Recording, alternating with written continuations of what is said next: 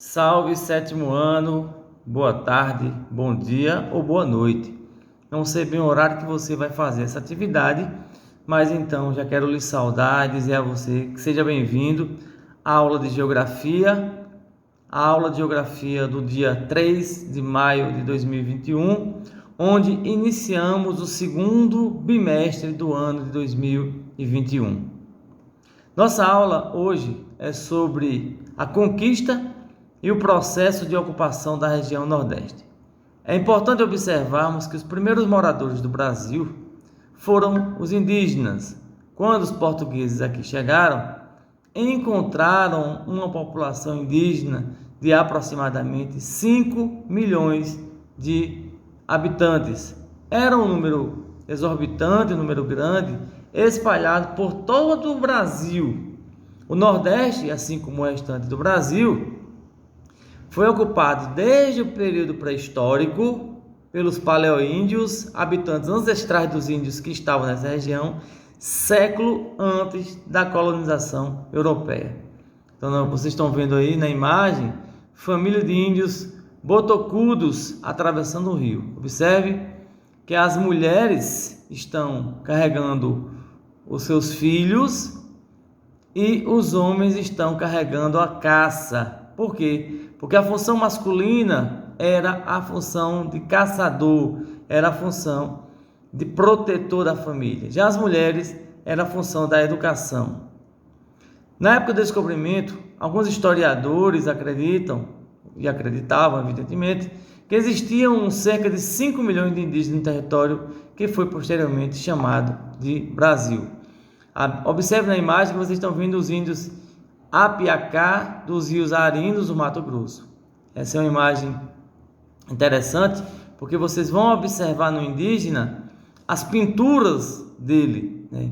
Observe que eles têm pinturas em todo o corpo, certo? Vejam que são pinturas em todo o corpo que o diferenciam dos demais índios daquela mesma região.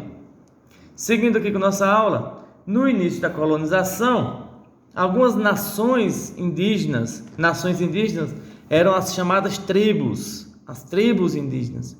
Ajudaram os europeus na extração do pau-brasil em troca de especiarias.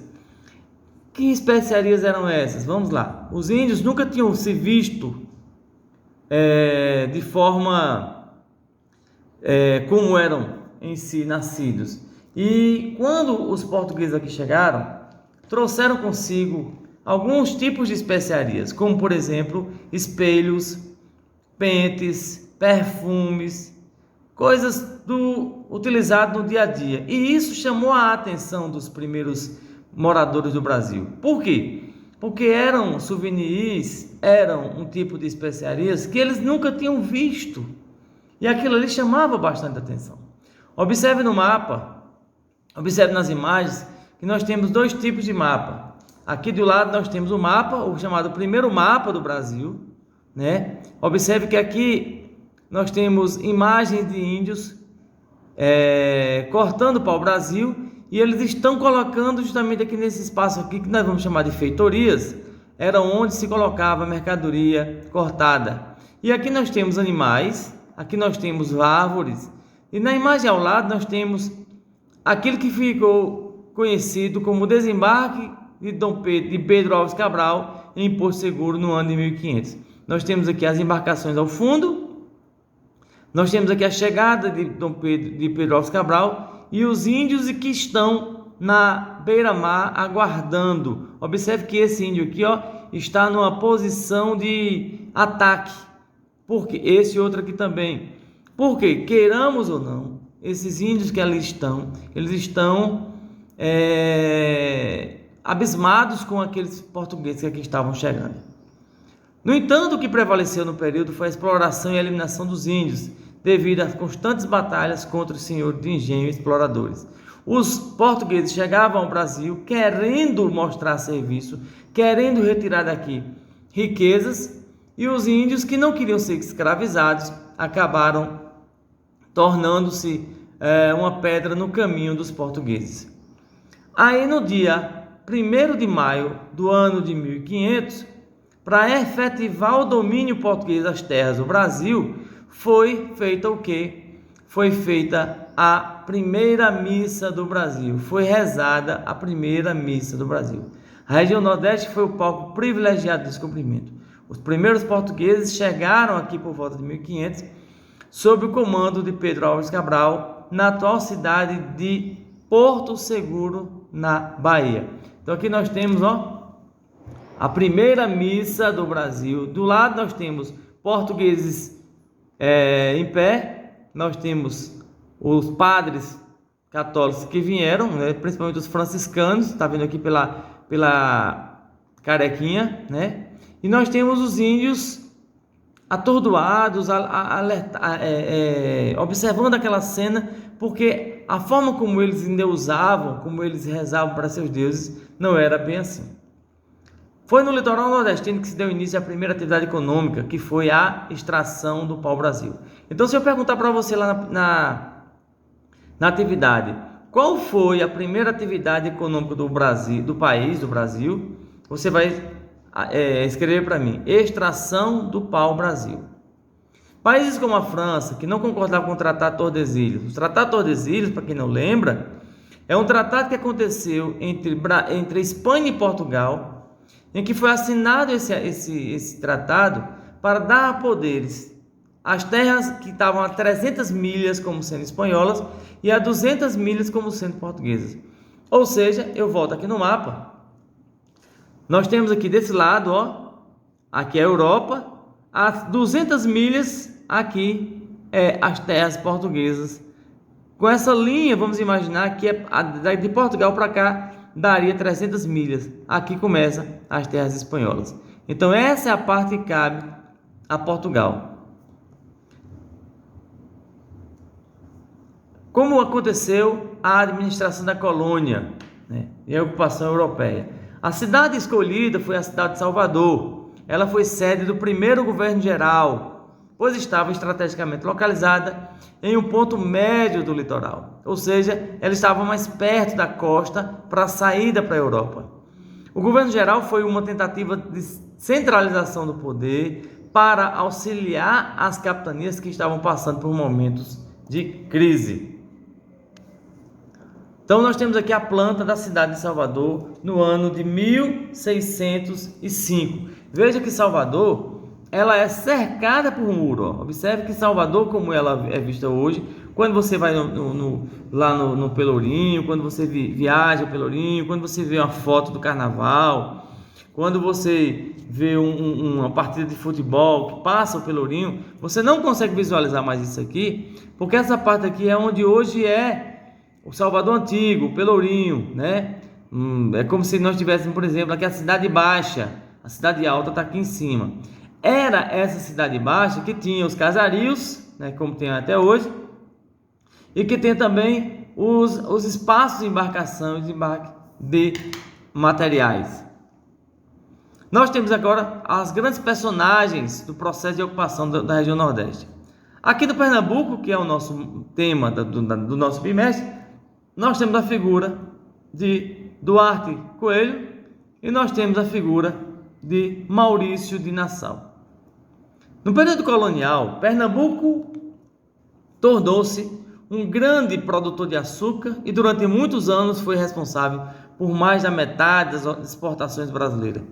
Essa riqueza atraiu novos colônios europeus que construíram na época das capitanias um dos mais ricos patrimônios arquitetônicos da América colonial. A riqueza de Pernambuco foi alvo do interesse de outras nações. No século XVII, os holandeses se estabeleceram entre 1630 e 1654. Aqui nós temos a figura de Maurício de Nassau. Maurício de Nassau era um holandês que veio ao Brasil juntamente com alguns soldados e alguns holandeses e conseguiram, com o apoio dos índios locais, se apropriar do território onde hoje é a cidade de Olinda. Eles ali montaram a chamada Holanda Pernambucana, a Veneza Pernambucana. Recife, até hoje, é chamada de Veneza Pernambucana. Maurício de Nassau e todos os holandeses que aqui viveram passaram apenas 24 anos.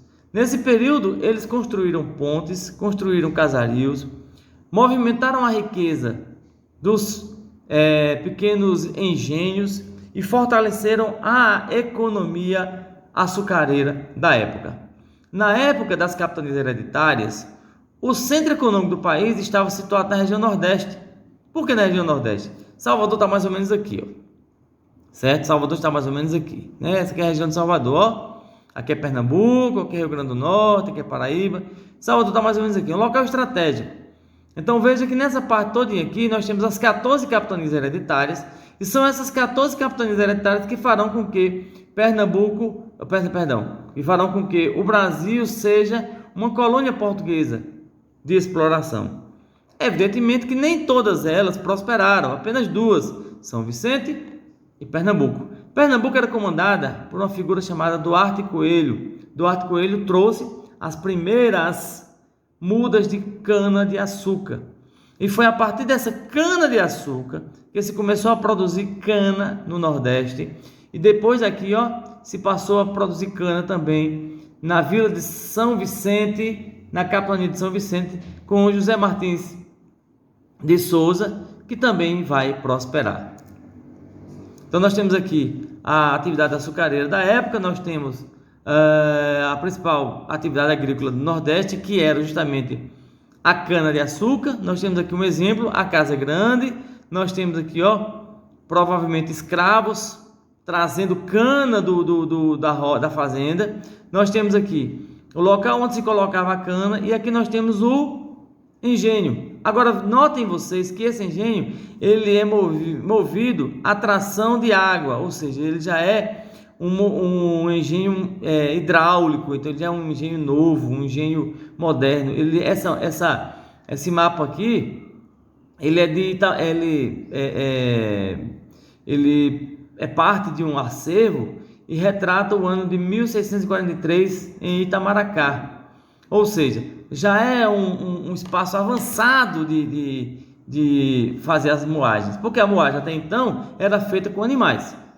Bom, aqui nós temos o Brasil holandês, como eu falei para vocês, que ia, a princípio, Recife, Olinda, pegando aqui pela Paraíba e Natal, até chegar em São Luís do Maranhão. Por quê? Nesse primeiro momento, de 1624 até 1625, eles tentaram invadir Salvador e não conseguiram, não tiveram êxito.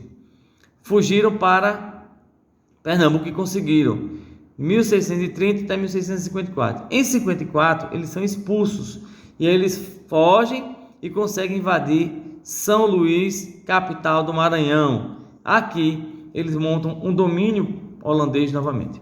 Nós temos aqui a foto de Rugendas, falando que representa escravos sofrendo castigos domésticos. Tipo, aquele escravo que não cumpriu a missão, não cumpriu uma determinação do seu senhor, então ele acaba sendo castigado pelo seu senhor.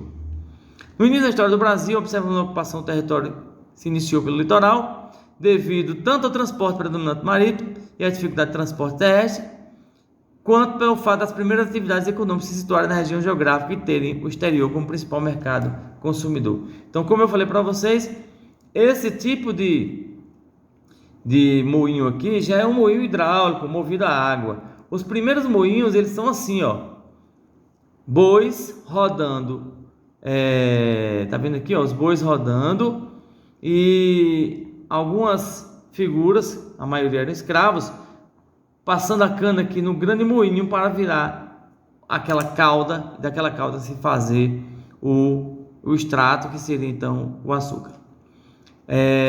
Com o advento, o crescimento do litoral, havia necessidade de comida.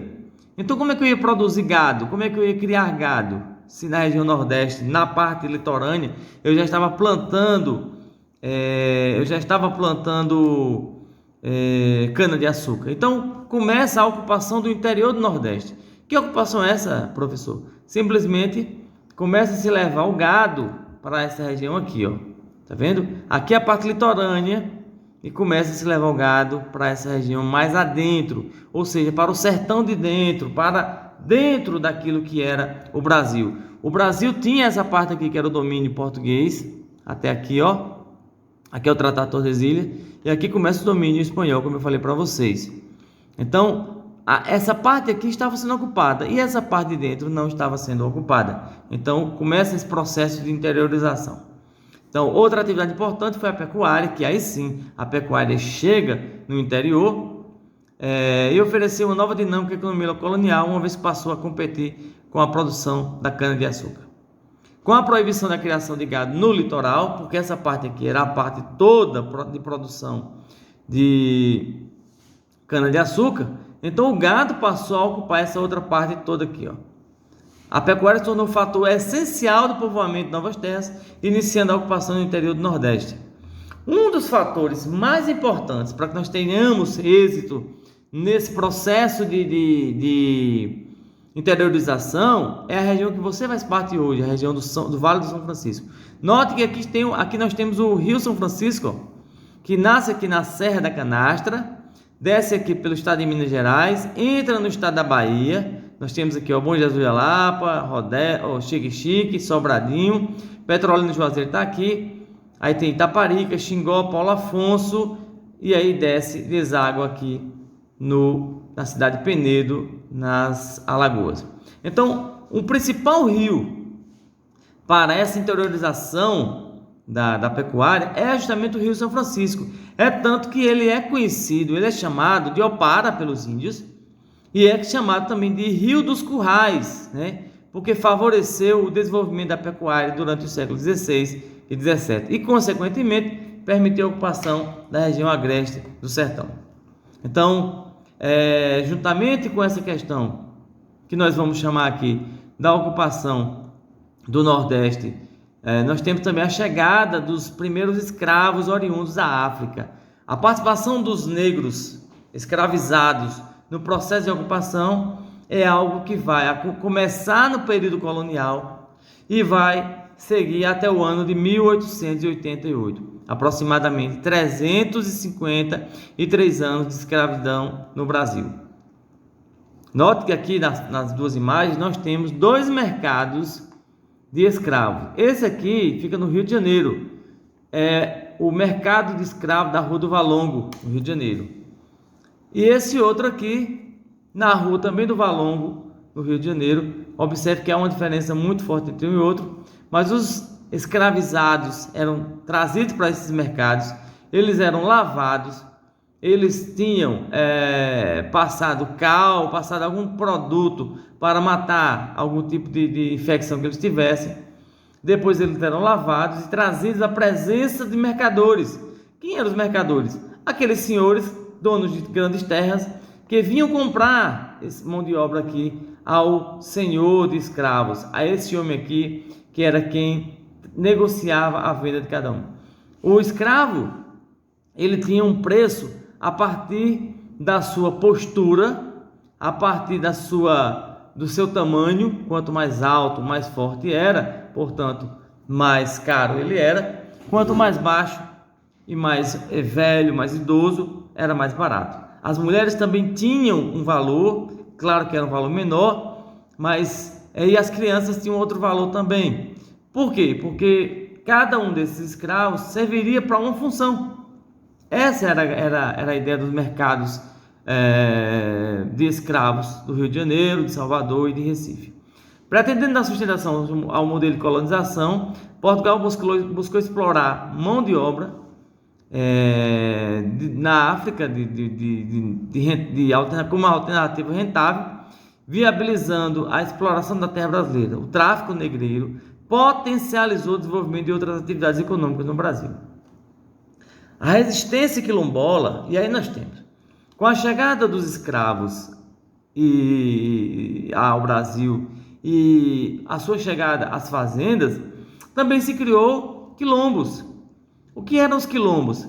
Os escravos que fugiam, que conseguiam se localizar na mata, chegavam a determinados espaços territoriais, né, cercados por grandes serras, e ali eles iam fazendo aglomerações, fazendo com que eles pudessem nesses espaços criar sociedades, né? A sociedade mais importante é conhecida como Quilombo dos Palmares, que ficava, ó, na Serra da Barriga, no atual território de Alagoas, e que conseguiu reunir aproximadamente 20 mil escravos.